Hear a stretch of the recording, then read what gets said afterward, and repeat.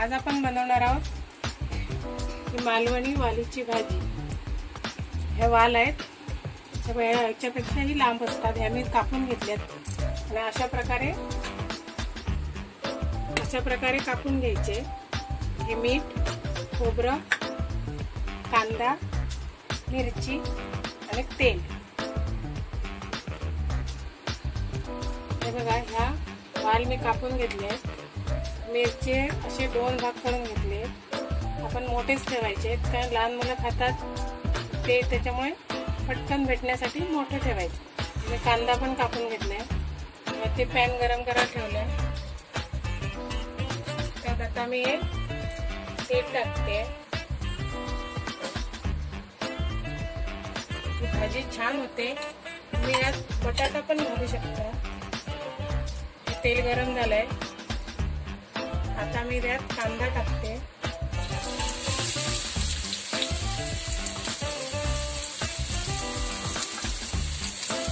फिरवून घेते।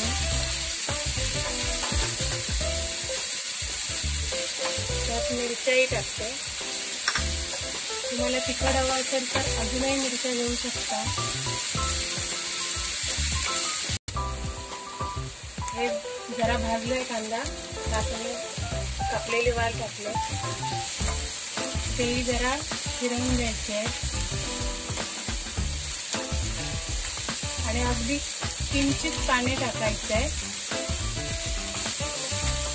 आणि वाफ काढण्यासाठी झाकून ठेवायचं।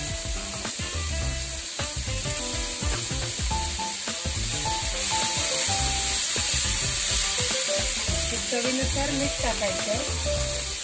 तुम्हाला हवी असेल तर हळद पण टाकू शकता, मला नको आहे। हे बघा, मी थोडंसं पाणी टाकते, अजून जरासं बस झालं। आता याच्यावर हे झाकण ठेवायचं आहे, म्हणजे 15 मिनिटं वाफ काढायची।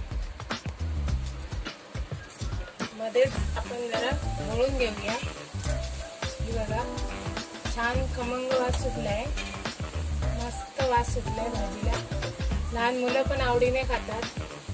तुम्ही यात एक बटाटाही टाकू शकता,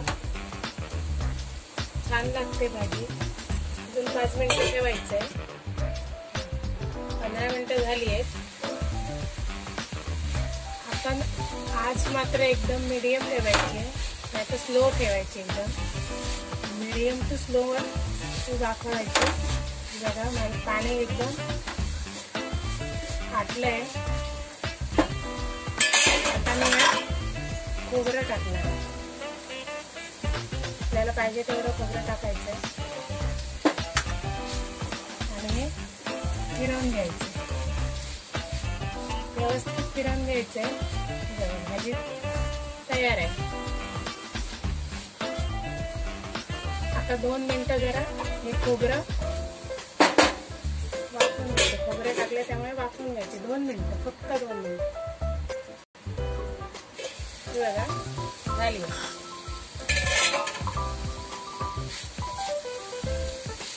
भाजी खाण्यासाठी तयार आहे।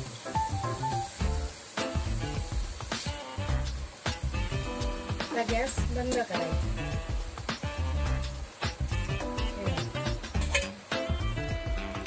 भाजी तयार आहे खाण्यासाठी।